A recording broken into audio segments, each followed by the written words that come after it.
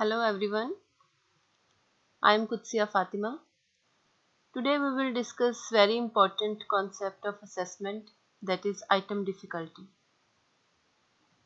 Let's see what is item difficulty. Item difficulty is powerful tool how our students are answering the question or item. It is based upon how difficult this particular item was for all students based on how many got right and how many got wrong. So it talk about how difficult is the question for our students. It indicates the proportion of questions who got the item right. We can say that item difficulty is a powerful tool to know about the question because it examines students' responses to individual test item. We can say item difficulty is an important consideration in terms of retaining or rejecting a given test item. ये हमें बताता है कि हमने उस test item को अपने test में रखना है या उसको एक्सक्लूड कर देना है। आइटम डिफ़िकल्टी किसी एक आइटम की कैलकुलेट होती है। उस टेस्ट में जितने भी आइटम हों, लेकिन जब हम आइटम डिफ़िकल्टी कैलकुलेट करते हैं तो हम एक आइटम की करते हैं, और अगर हमने पूरे टेस्ट की कैलकुलेट करनी है तो हम वन बाय वन एक आइटम की करेंगे, फिर दूसरे की करेंगे, और इसी तरह पूरे टेस्ट में जो तमाम आइटम्स की आइटम डिफ़िकल्टी को हम कैलकुलेट कर सकते हैं। Let's see the process of calculating item difficulty. You have already gone through the rules for construction of test, how to construct test and what considerations that should keep in mind while constructing or developing a test. एक test जो आपने बना लिया उन तमाम rules को सामने रखते हुए जो कि टेस्ट डेवलपमेंट के रूल थे। अब उस टेस्ट को स्टूडेंट्स पे एडमिनिस्टर किया गया और स्टूडेंट्स पे एडमिनिस्टर करने के बाद उसको स्कोर किया गया।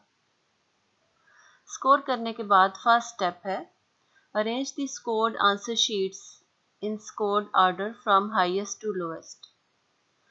आपने जितने स्टूडेंट्स को वो टेस्ट एडमिनिस्टर किया था आप उसको अरेंज कर लें। सबसे पहले टॉप पे आपने वो रखने हैं जिनके हाईएस्ट स्कोर्स हैं, और इसी तरह आपने उसको डिसेंडिंग ऑर्डर में अरेंज कर देना है। When these scores are arranged in order, separate 27% papers of high achievers. अब जो आपने ऑर्डर किया था उसमें ऊपर वाले जो स्टूडेंट हैं 25% जो हाई अचीवर हैं जिनके स्कोर ज़्यादा आए थे, जो टॉप पे हैं, वो आपने 25% स्टूडेंट्स ले लेने हैं। उसके बाद आपने लो अचीवर्स लेने हैं, 27% आपने जो है वो स्टूडेंट्स नीचे से लेने हैं। अच्छा, कुछ टेक्स्ट बुक्स 25% की रिकमेंडेशन देती हैं और कुछ 27% की, लेकिन ज़्यादातर में 27% ही यूज़ हुआ है। हमने ऊपर वाले 27% स्टूडेंट ले लिए, नीचे वाले भी 27% स्टूडेंट ले लिए। फोर्थ स्टेप क्या है? Calculate the correct responses of high achievers and low achievers.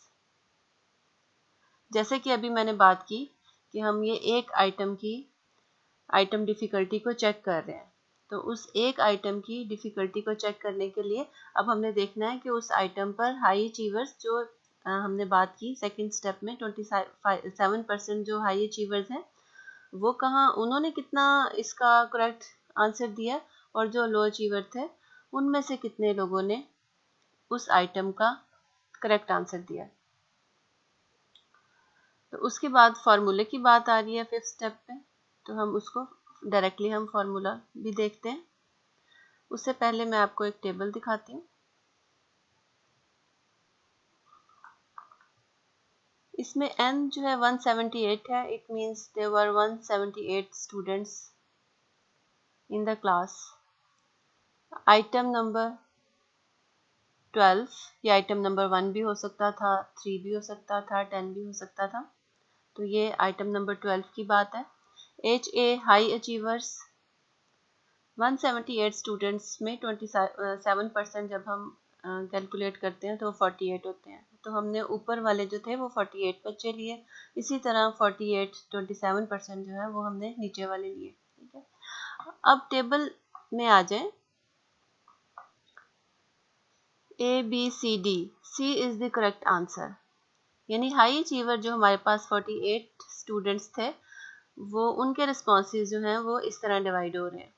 ए पे 8 ने निशान लगाया, बी पे 4 ने लगाया, सी जो करेक्ट आंसर था उस पे 30 स्टूडेंट्स ने लगाया. ठीक है, इसी तरह डी पे भी 6 स्टूडेंट्स ने जो है वो निशान लगाया. ये किसी ने मिस नहीं किया. अब लो अचीवर्स की बात करते हैं.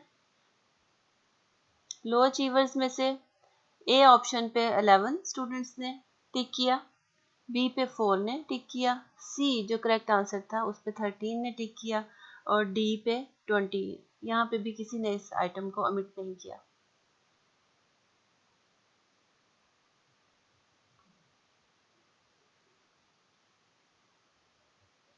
जैसे कि अभी हमने बात की, item difficulty is simply the percentage of students taking the test who answered the item correctly. जब हम टेस्ट बनाते हैं, चाहे हमने जितना मर्जी केयरफुली टेस्ट को कंस्ट्रक्ट किया हो, आइटम हमने बहुत अच्छे बनाए हों, we cannot determine which item is more difficult or which is more easy for my students. So to know that item is easy or difficult, we determine F. It is also called the p value. So P is equal to NR divided by NT multiplied by 100. NR is total number of right answers. In this case, total number of right answers are 43. How? Option C, 30 plus 13. 30 high achievers answered the item correctly and 13 low achievers answered the item correctly. इस तरह जो है 43 जो है total number of right answers हमारे पास आ जाते हैं. And T total number of students, 48 high achievers, 48 low achievers. तो इस तरह हमारे पास 96 आ जाता है. और जो दरमियान वाले स्टूडेंट्स थे वो हमने इस प्रोसेस का हिस्सा नहीं बनाने. ठीक है, इस वक्त हमारा कंसर्न सिर्फ ऊपर वाले 27% और नीचे वाले 27% के साथ है. बाकी स्टूडेंट्स हमने आइटम एनालिसिस में उनके स्कोर्स यूज़ नहीं करने. So 45 is the answer. So value of P should be 30% to 70%. If this value is less than 30%, it means item is difficult, and if it is greater than 70%, it means item is very easy. अगर उस item का किसी ने भी सही जवाब नहीं दिया तो P वैल्यू 0 होगी, और अगर वो ऐसा आइटम है जिसका तमाम स्टूडेंट्स ने सही जवाब दिया है तो P वैल्यू 1 होगी, क्योंकि इसकी रेंज 0 से 1 होती है. As I told earlier, that item difficulty index P has a range of 0.00 to 1. तो आप ये देख सकते हैं इंडेक्स रेंज और उसका डिफ़िकल्टी लेवल. जैसे जैसे रेंज बढ़ती जा रही है, ज़्यादा डिफ़िकल्टी लेवल जो है, आप देख सकते हैं क्वेश्चन ज़्यादा आसान होता जा रहा है. इसका मतलब है कि ज़्यादातर स्टूडेंट्स ने उसको ठीक किया, और अगर रेंज 30 से कम हो तो इसका मतलब है कि कम स्टूडेंट्स का वो वाला आइटम करेक्ट है. तो इसका मतलब है रेंज जैसे जैसे ज़्यादा होती जाती है तो हमें पता लग जाता है कि इस आइटम जो है ज़्यादातर बच्चों ने इसका सही आंसर किया है.